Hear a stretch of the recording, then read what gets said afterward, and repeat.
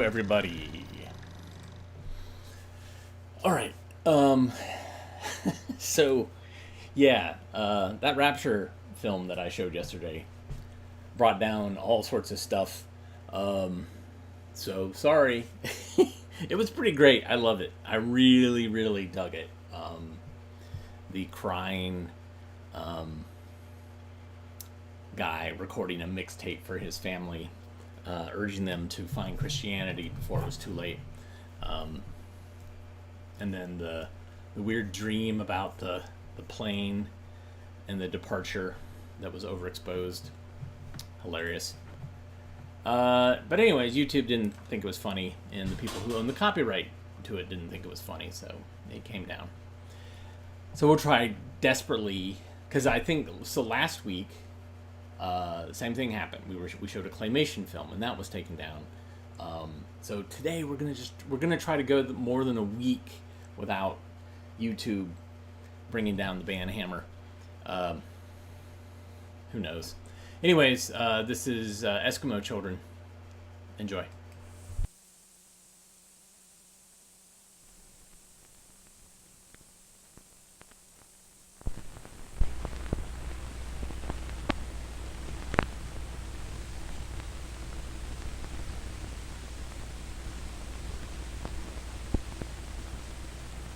On the barren island of Nunivak, off the Alaskan coast, it is the morning of a brisk September day.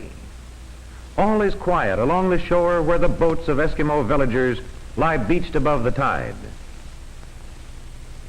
And there is stillness over the village, where the round of activity has yet to begin.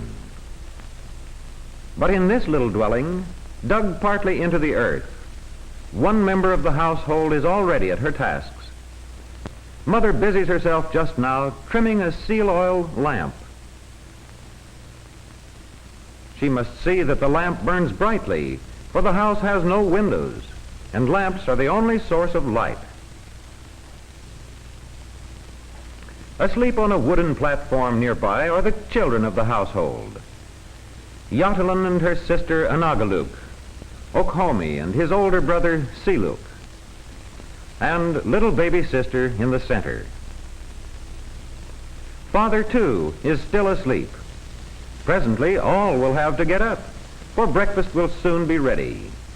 Mother has begun to prepare the fish that will be the main part of the meal. But before he is ready for breakfast, Father also has tasks to perform. Putting on his coat or parka of many bird skins, he is warmly dressed for the weather outside, and now entering the narrow passageway that leads out to the doorway, he mounts the steps to the ground level above the floor of the house. Rounding the entrance tunnel, he climbs to the low roof of earth that covers the mound-shaped dwelling formed of sod and wood. He must see what kind of weather is in store. Carefully, he scans clouds and sky. Weather will largely determine his activities for the day. Meanwhile, inside the dwelling, the children are getting dressed. Before they put on their boots, they prepare the pads of grass that form an inner lining to help keep their feet dry and warm. The hood for the head is made of skins with a fringe of long fur. Now it is time for everyone to gather round the breakfast table. And here, as in every phase of life in the little Eskimo dwelling, there is much crowding together. For the family group includes Grandpa and Grandma too. Seal oil is ever on hand to be eaten with the fish, and neither ever loses its appeal. Finding a choice morsel, Mother hands it across to Anagaluk. The Eskimos show deep affection for their children. And so the breakfast of food gathered from the sea starts the daily round. With breakfast over, Mother and Anagaluk make a trip to a new on the tundra. Here they obtain fresh water for the household. And today, Anagaluk has a special reason for wanting an extra pail of water of her own. Back in the village, across the wide stretches of grassy tundra, there is someone she wishes to visit, a little friend who is ill. And since the father of her friend has said that water will do her good, little Anagaluk has felt that she could help. And so, to her friend in her sickness, she brings a cup of water.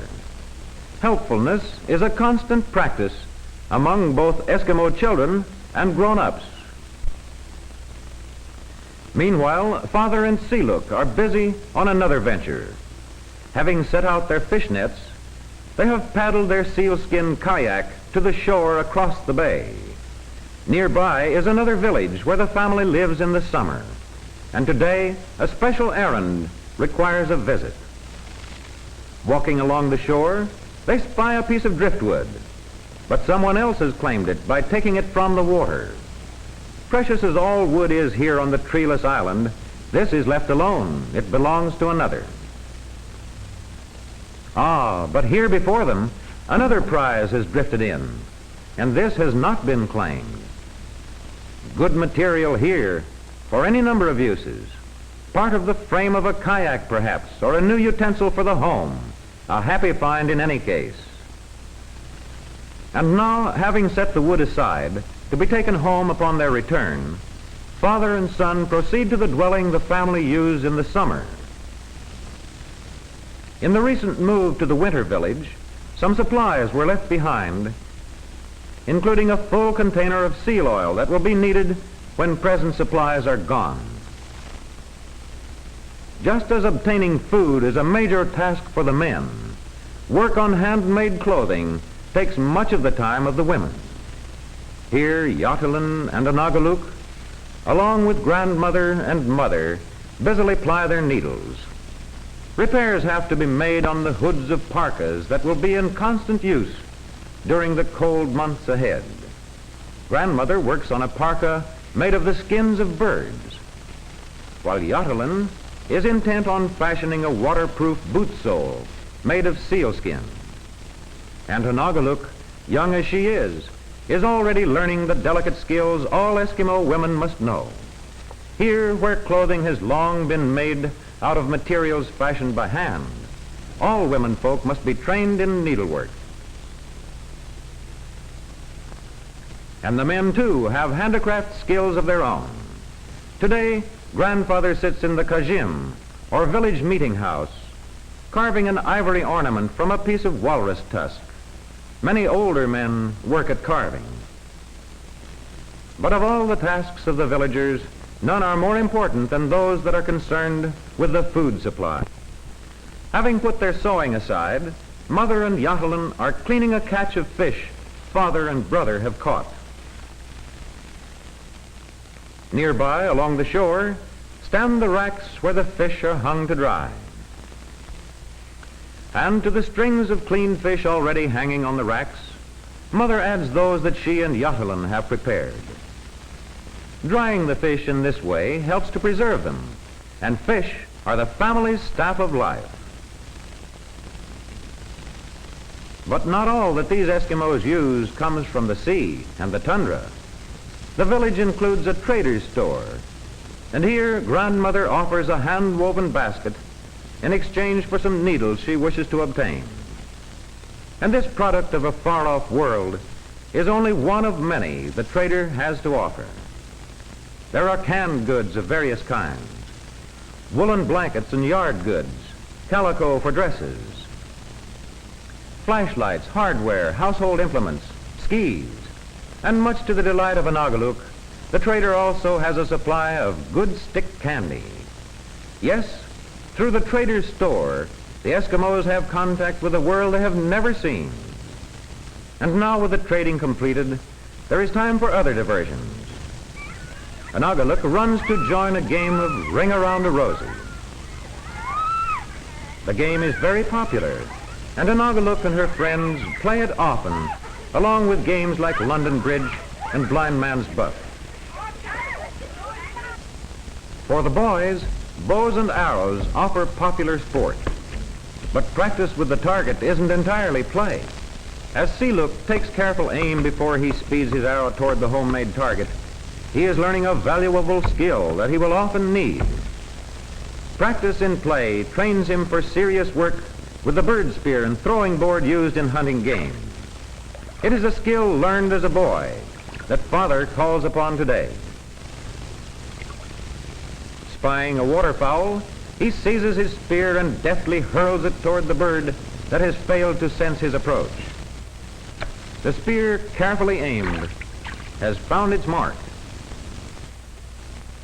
As a skillful fisherman and hunter, Father provides ample food for the family, summer and winter. In the evening, as Mother prepares another meal, the bird that Father has killed hangs in readiness. Perhaps baby sister knows that there will be something special on the table tonight. And there is something special later, too. A community dance in the Kajim. To the steady rhythm of the drums played by village musicians, Father performs a tribal dance. But he is not alone. Anagaluk and baby sister also try some steps, much to the amusement of the crowd. Yes, they laugh, the Eskimos, a warm, friendly laughter. They laugh and they dance when the tasks of the day are over. The long evening passes with carefree enjoyment of friendship and dancing and music in the community house here in the Eskimo village on the remote island of Nunavak off the Alaskan coast. Friend James Brill, who was the narrator for Irpy and for Encyclopedia Britannica early on. We don't use the term Eskimo anymore. It was a very generic term and was a little derogatory in Canada. So Inuit, Aleut, I'm getting these names wrong. I looked this up on Wikipedia. So there's other names that are more specific and not so problematic. So we're going to jettison ourselves from the 40s into the 80s. This is Bicycle Rules of the Road. Enjoy.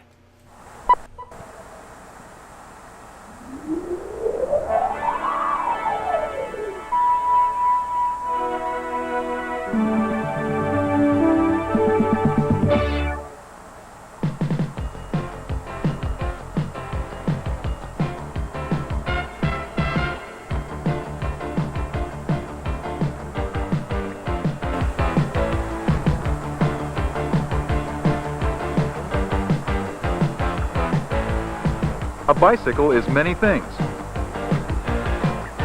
It's the excitement that pumps your legs up and down as you speed forward. It's the wind blowing in your face as you race downhill. A bike is transportation.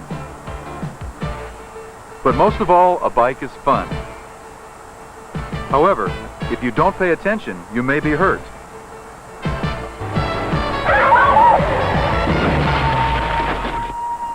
Protect yourself, wear a helmet, and pay attention. According to a recent survey in the United States, approximately 1,000 children under the age of 15 die each year in bicycle accidents. And 75% of bicycle-related deaths and permanent disabilities could have been prevented if the riders had worn helmets. Bicycle helmets are designed to save your life. While you can have fun on a bike is not a toy. A bicycle is a transportation vehicle. It doesn't matter what type of vehicle you're driving. A bicycle, car, truck, motorcycle, or even if you're walking, you must obey the traffic laws. You can learn about your local laws by contacting the law enforcement office in your neighborhood. I also want you to take this with you, and it goes over some of the bicycle rules and regulations. Just like cars, driving a bike means you have definite responsibilities. And like cars, certain improper maneuvers can be deadly. 6 of the most common violations which lead to bicycle accidents are riding in the middle or on the wrong side of the road, failing to yield the right-of-way, turning improperly, disregarding traffic signs and signals, driving too fast for dangerous road conditions, and riding at night without proper lights and reflectors. You're here today to show how well you can control your bicycle. But in addition, the bike rodeo is designed to illustrate how you and your bike can safely ride the streets so that everyone comes out a winner. Test 1, change in balance.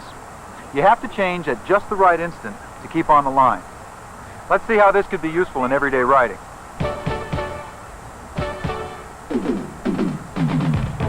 Change in balance allows you to turn your bike effectively in case of an emergency. For example, when a pedestrian unexpectedly steps out in front of you, you'll be able to turn and avoid an accident. Test 2. Every bicycle must be equipped with a braking system that will enable the rider to stop within 15 feet from a speed of 10 miles per hour on dry pavement.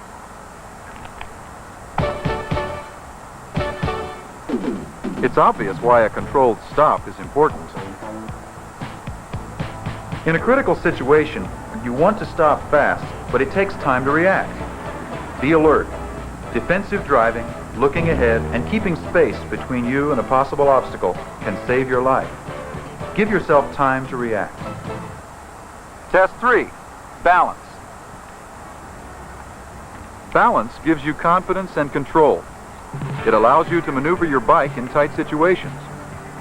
When wind is blowing at you and you feel squeezed in, you have to balance steadily. Proper position on the road is one defensive way you can reduce risks.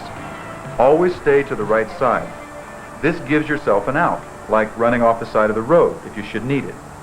Test 4, weaving.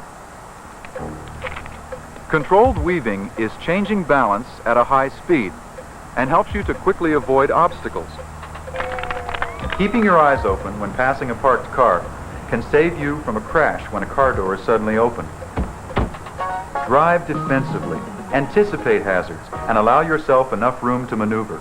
Test 5, balancing at a slow speed.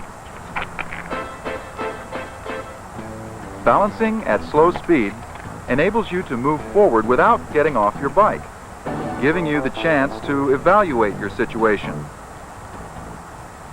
When approaching intersections, the ability to balance at slow speed gives you the necessary time to observe traffic conditions. Boy, I could just zip on up there. But what if a car pulls out to make a right-hand turn? Be especially alert to vehicles pulling into your lane.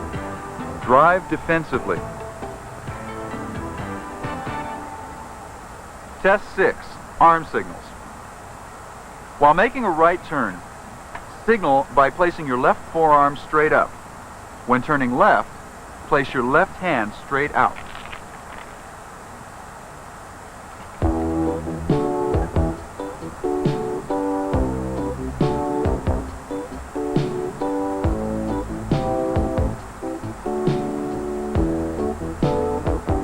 Place your left arm down for stopping or slowing. Always signal at least 50 feet before stopping or turning. Signal and look, left and right. Right hand turning. Always look behind you, making sure where other vehicles are. Left hand turning.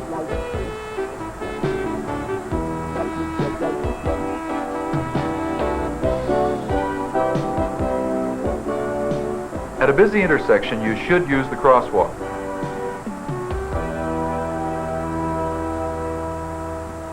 One of the most common violations which leads to bicycle accidents is disregarding traffic signs and signals. Familiarize yourself with these important road signs: no left turn, slow, railroad crossing, biking allowed, yield to all moving vehicles. The signs give you directions as to where to ride and what you can do.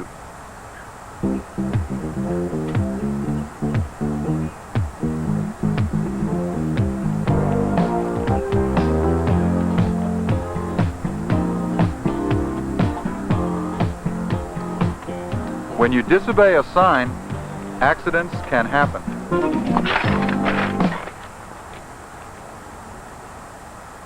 Are you all right?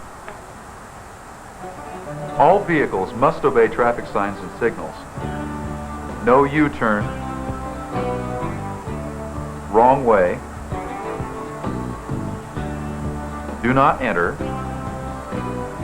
one way, do not pass, yield, no left turn, pedestrian crossing, merging traffic, right lane ends, and stop. These signs tell you that bikes are not allowed. Obey them. These signs are information and service signs. Use them. They're there to help you. Camping, bike lane. And if there are no signs, use safety consciousness, slowing or stopping at a blind intersection. Hi there. Now, Test 8 is your friendly bicycle maintenance station. Now, proper care can make any vehicle last longer. Come here.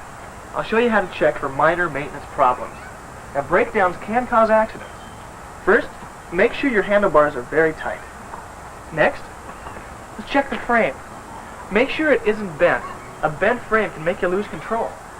Make sure your bicycle seat is tight and is adjusted to the proper height. Make sure your pedals are secure. A worn-out pedal can make your foot slip. Now, give both wheels a good spin. Now, the spinning wheel should not rub against any part of the frame or the brakes or hand brakes if you have any. Next, check to see how worn out your tires are. Check them regularly and do not ride on worn-out tires. Keep your tires inflated to the correct air pressure that's printed on the sidewall of the tire. Now, if it isn't noted, check with your local bike shop. Be careful if you use gas station air hoses. The tires can explode under too great a pressure. Now, this bike has hand brakes and metal spokes. Now, a tight spoke, when plucked, makes a high-pitched ping sound. Keep your spokes tight and replace broken ones immediately. Let's oil your chain. Now lubricate your chain with light oil.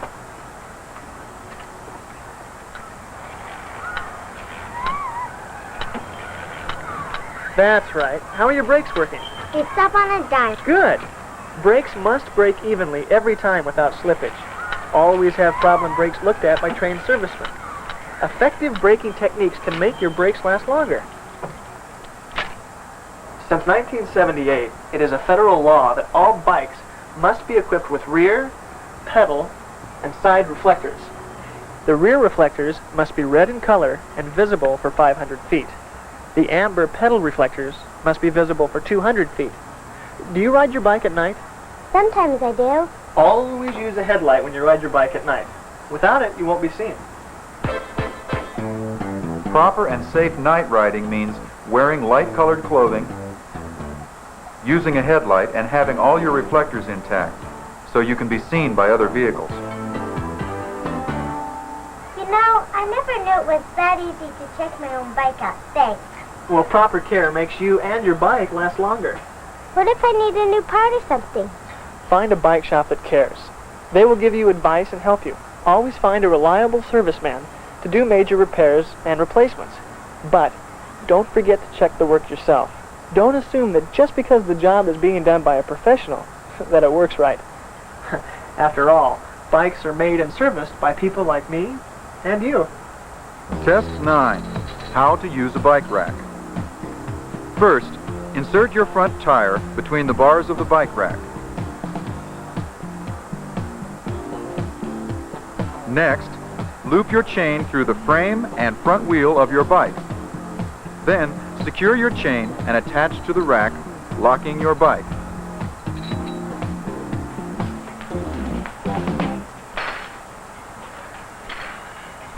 Let's buy some stickers.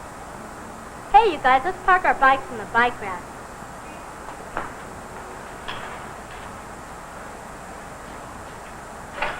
Someone coming out of the store may trip over them, or smash them, or steal them. Look what my older brother taught me. I don't want my new bike to get stolen.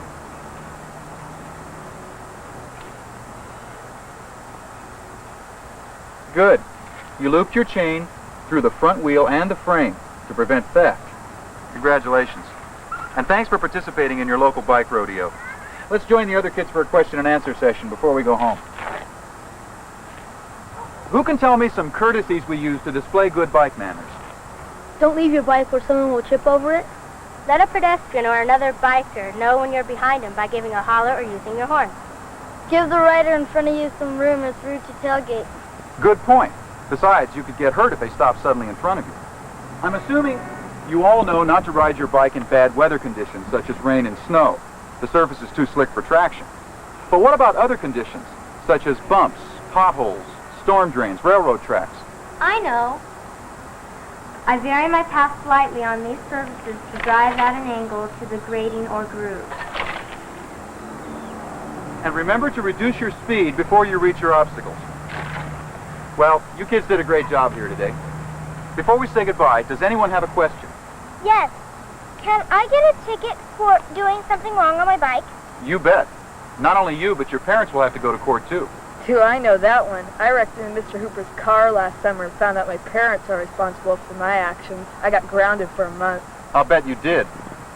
Ride safely and have fun. Remember your safety rules. Ride on the right side of the street. Obey traffic signs and signals.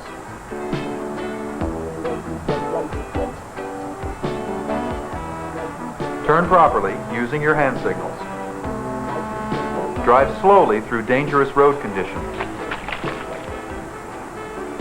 Yield the right-of-way when necessary. And ride at night with the proper night gear, lights, reflectors, and light-colored clothing. You must be alert at all times. Look for bumps, potholes, pebbles, as well as things that would fall from above. If you don't pay attention, you may be hurt. Keep your eyes on the road, in front of you and behind you. Obey your local laws. Give yourself and your bike some time to get acquainted. With a little time and patience, you and your bike will be best friends. But most of all, have fun. Being safe is a way for everyone to be a winner.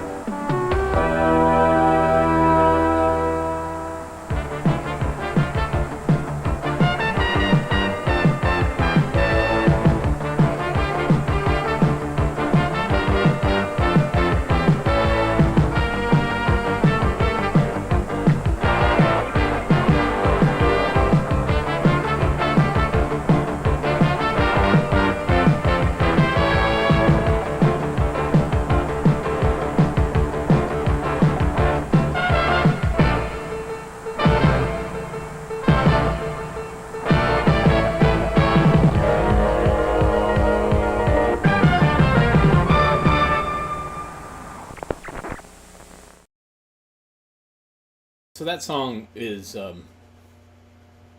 it's totally a rip-off of, is it This Is the End? What is it? Oh, I can't. Yeah, rip-off music from Staying Alive, definitely.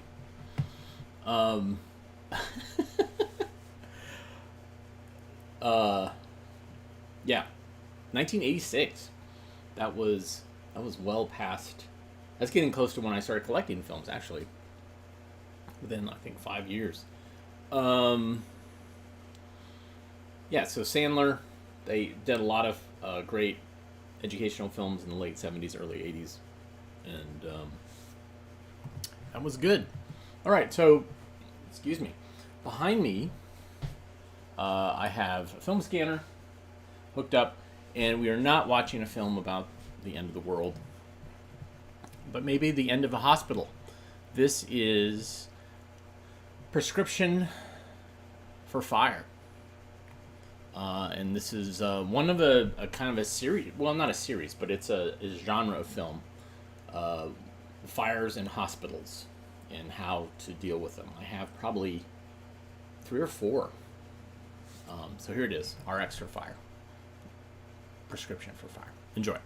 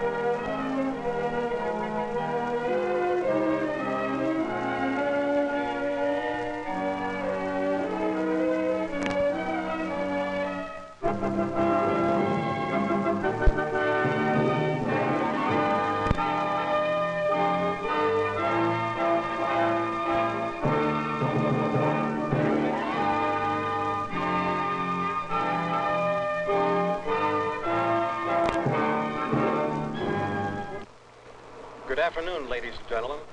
Welcome to our Fire Safety and Fire Prevention Seminar. This seminar is a combined effort on the part of our hospital and our local fire departments. I would like to introduce to you Chief Robert Aldrich of our local fire department. We will now start our seminar with a discussion and demonstrations of situations involving the use of oxygen. In any discussion of fire safety to handling of oxygen and the administering of oxygen therapies, one of our chief concerns has to be sources of ignition. Some of these that you may find in a hospital may be the nurse's call bell, electric bed motors, patient's electric shaver. It must be remembered that any fire involving an oxygen-enriched atmosphere is going to be an extremely violent fire, and the spread of it will be very rapid.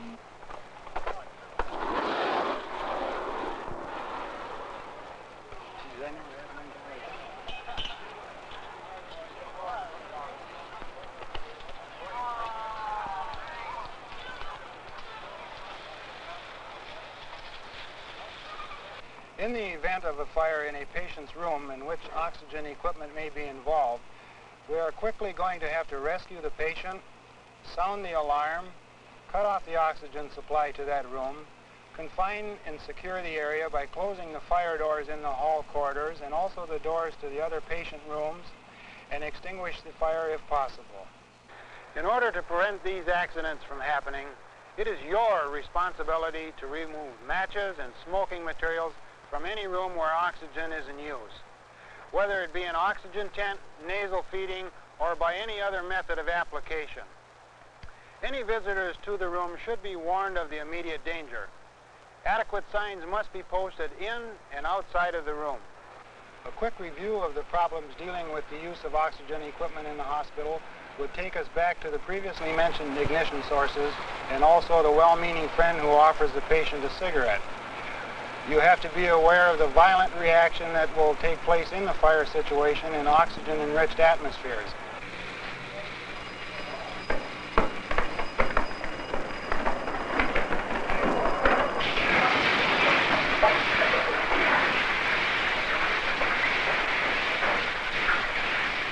You have to quickly rescue your patient, sound your alarm, shut off the oxygen supply, confine and secure the area, and extinguish the fire if possible.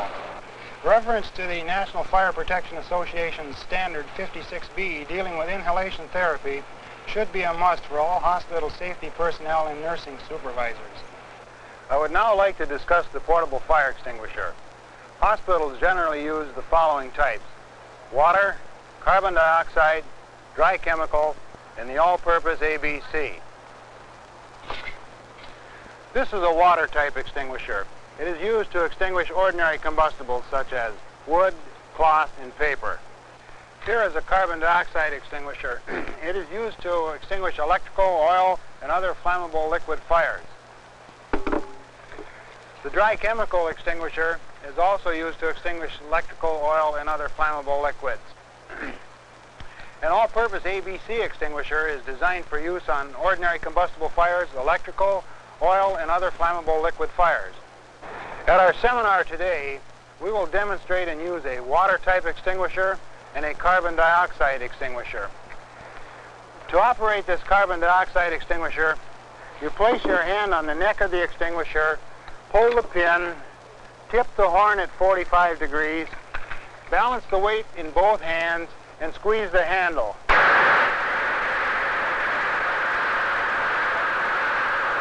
This extinguisher is very noisy.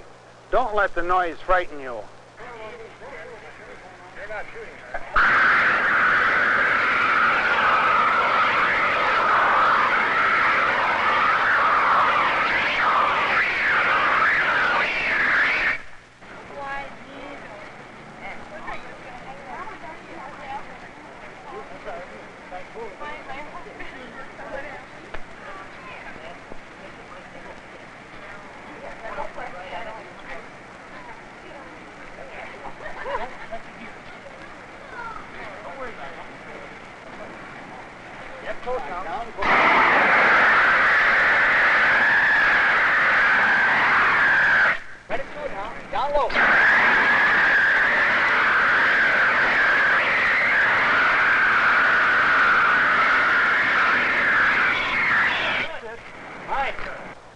This is a pressurized water extinguisher. To operate it, you place your hand on the neck of the extinguisher, pull the pin, direct the nozzle at the base of the flame, and squeeze the handle. Remember to hold the extinguisher by the neck, pull the pin, take the nozzle and direct it at the base of the flame, and squeeze the handle. There is one important thing to remember.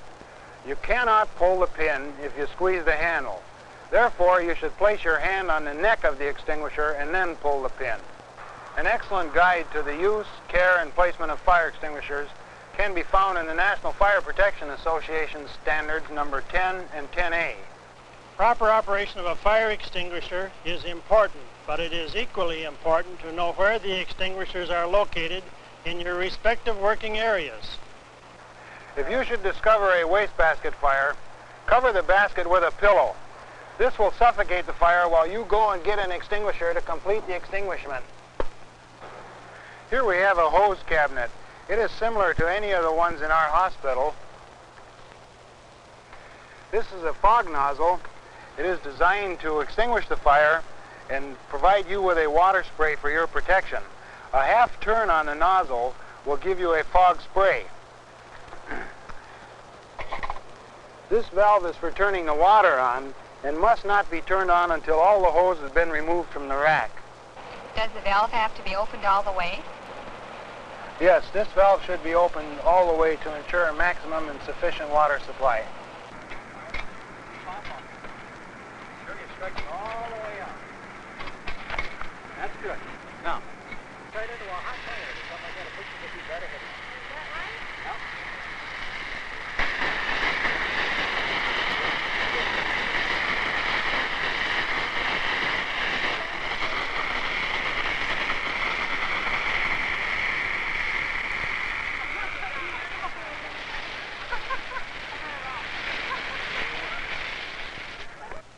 For those of you who work in our kitchen areas or workshop areas, a fire blanket is provided. At this time, I will demonstrate the proper method of using it. Should you have an accident and set your clothes on fire, take hold of the handles, turn yourself completely around, wrap yourself in the blanket. The next subject I would like to discuss and demonstrate is the hazards associated with pressurized containers you will find in your hospital, such as deodorants, hairsprays, medications, industrial applications. These containers are a potential danger if handled incorrectly. Was that deodorant? Yes, it was, and that can happen too when you use hairspray. The disposal of aerosol cans and other pressurized containers should be placed in a special container for this purpose. They are never to be placed in waste baskets, thrown into rubbish chutes, or incinerators.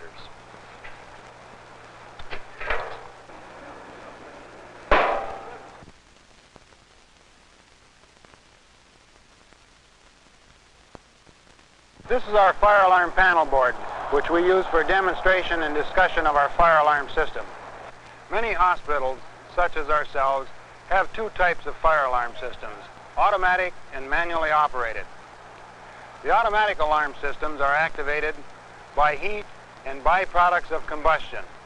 The manual alarm systems are activated by you. Would you two please come up here? To operate this manual pull box station, you merely put your fingers in the slot, pull the handle all the way down and release it. The bell you hear ringing is not just an alarm signal, it's a coded signal telling where the alarm has been activated. I would like to stress upon you the importance of sounding the fire alarm as quickly as possible and your knowing where the fire alarm box in your area is. Remember, you should never assume that someone has already sounded a fire alarm or made notification. Sound the alarm yourself. This is your responsibility. Shouldn't we report it to the head nurse? No, absolutely not. Sound the alarm first. Today in our hospitals, there are many different acceptable code signals used to indicate a fire or emergency. The important thing is that every hospital have a code signal and that it be used frequently in fire drills so that all of the staff are familiar with it. One of the most important things to be done if there is a fire is to close the smoke barrier doors in the corridors, plus closing the doors of the patient's room, treatment, and utility rooms. In most cases, the smoke barrier doors and all other doors will have to be closed by hand, although in some of our newer hospitals there are automatic closing devices which are operated by the fire alarm system when it is activated.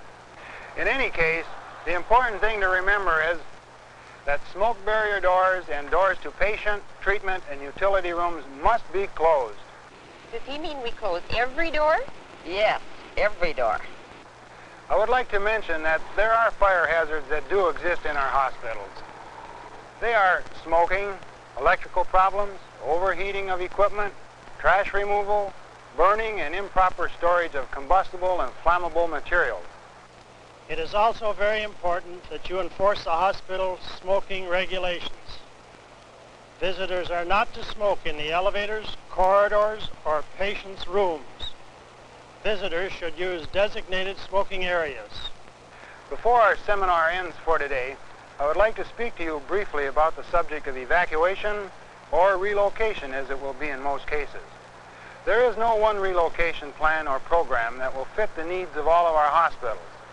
Therefore, each hospital must develop their own fire emergency plan to fit their own needs and particular emergency. The success of any fire emergency plan is your ability to carry it out. This requires in-service training, teamwork, and coordination. This is why you have had and will have unscheduled fire emergency drills to test your efficiency in your hospitals. No one should ever think that they or their hospital are immune to fire. Will each one of you please, as you leave, take one of our hospital fire safety and prevention manuals.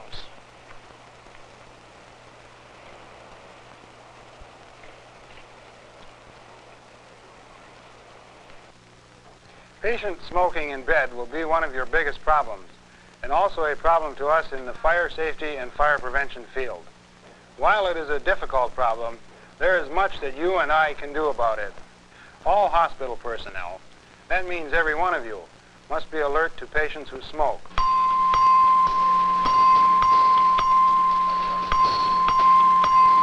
Dr. Red, 3 West. Dr. Red, 3 West. Dr. Red, 3 West. Dr. Red, 3 West.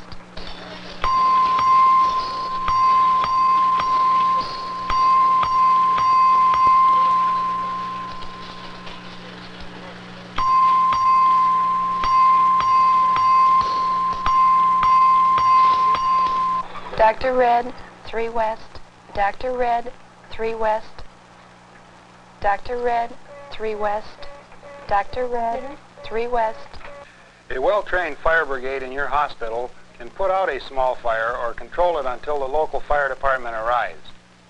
A very important rule that every hospital should have and follow is that whenever there is a fire involving a mattress, any kind of a fire, no matter how small, after it has been extinguished, the mattress must be removed immediately to the outside of the building.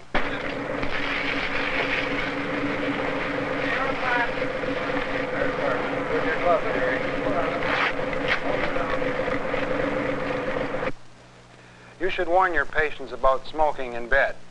You should check to see that properly designed ashtrays are used. and care shown when and where these ashtrays are emptied. Any patient who is confused or who is under sedation should have matches and smoking materials removed. Special surveillance must be observed during the nighttime hours. Visitors should not be allowed to smoke in patient rooms. They should use designated areas set aside for this purpose. There is one more responsibility we all have, you and I. It is housekeeping. It is your job to keep your working areas clean and orderly. Why is housekeeping so important? Because if you have poor housekeeping, you will have or create hazards. Hazards that could kill or injure patients and yourself and cause damage to property. For instance, fire and smoke-proof towers are built to provide a haven of safety during a fire. An excellent guide reference to this subject can be found in the National Fire Protection Association Standard Number 101, the Life Safety Code. The doors entering the fire tower are fire doors and must be kept closed at all times with a self-closing device. The fire doors must never be blocked open. Carts, machines, or housekeeping equipment are never to be left so as to block open or prevent from closing any fire or smoke barrier door. Kitchen grease ducts and canopies present a serious fire hazard to all hospitals. Because of the grease that gets through the filter and into the canopy and ductwork, they must be cleaned on a frequent, routine maintenance schedule. Compressed gases must be stored in a well-ventilated room, free from combustible material. The cylinders must be capped, chained to the wall, secured to a manifold, or be placed in racks. Flammable and non-flammable gases must be stored in separate rooms. Rubbish chutes must be emptied frequently, keeping combustibles at a minimum. Rubbish should not be stored in carts or baskets, but must be burned or removed as soon as possible to reduce the fire hazard. Caution should be exercised that rubbish and linen chute doors are always latched. Underneath stairways is never a place to store combustible material. If a fire should result from careless storage, it could deprive you of a necessary exit to safety. No one wants to see hours of dedicated work wasted by a thoughtlessly discarded cigarette. No one wants to see months of care repairing a human body and mind lost in the smoke and heat of a needless fire. Your hospital should be a building free of all fire hazards to life. It can be, by proper fire safety and fire prevention.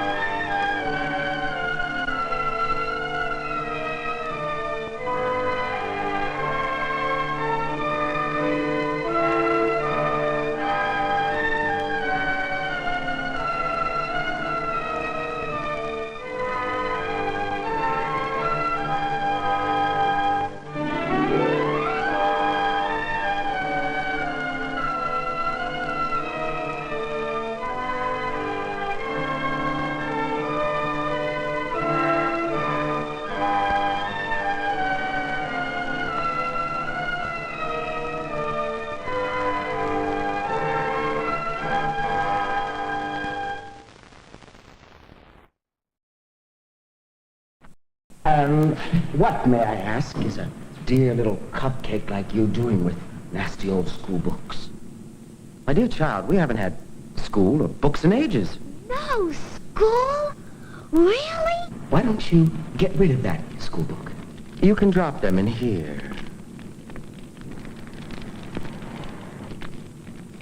It'll get all bound up in there. Well, of course it will, dear child. And so it should. Books tamper with man's basic, natural ignorance. Now, what could be worse than that? But I can't burn this book. It's school property. Nonsense! apple sugar. You just need to get into the mood. Books are not where it's at, teaching you how to spell cat. I know you'd rather play, so why don't you throw all your books away? Books are made for burning, the fire is already yearning to put an end to any learning. 1, 3, 5, 9, throw 'em in the fire's dry. Put the books in the fire, see the flames growing higher. Burning books is our heart's desire. 2, 4, 6, 8, time to incinerate.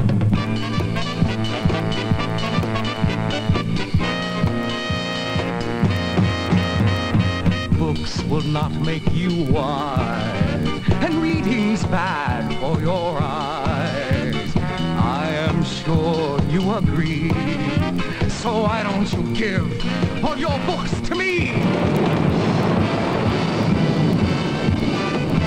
Books are made for burning, fire is already yearning to put an end to any learning. This one here is very good about a man named Robin Hood. Put the books in the fire, see the flames growing higher. Burning books is our heart's desire. Though I never liked Tom Sawyer, I won't be a book destroyer.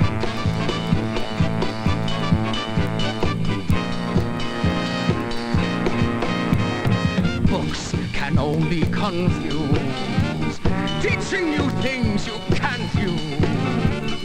You should listen to me. Burning your books will set your mind free. Books are made for burning, fire is already yearning to put an end to any learning.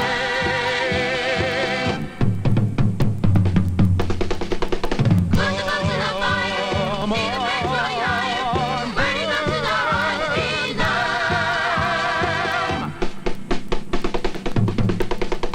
Books are made for burning, fire is already yearning to put an end to any learning. No, stop! Of course, I had to show this.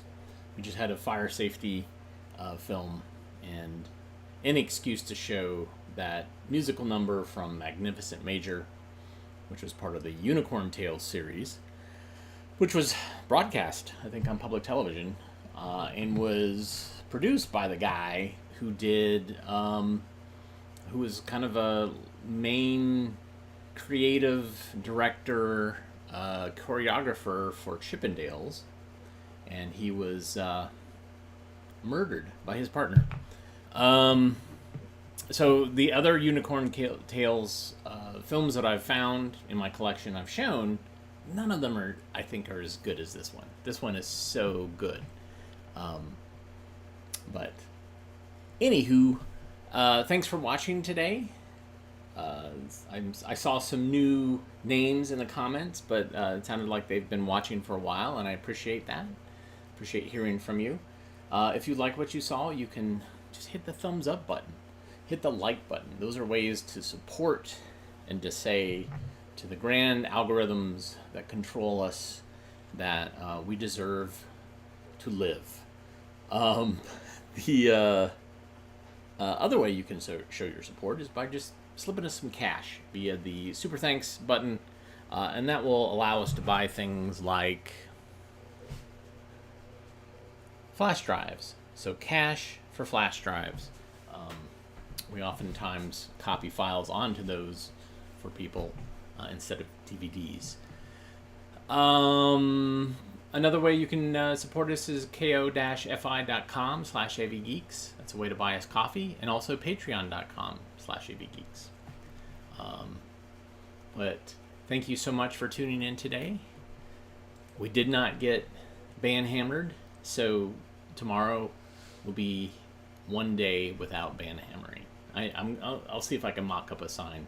How many days? Excuse me. Everybody have a good rest of your day, and we will see you tomorrow. Take care.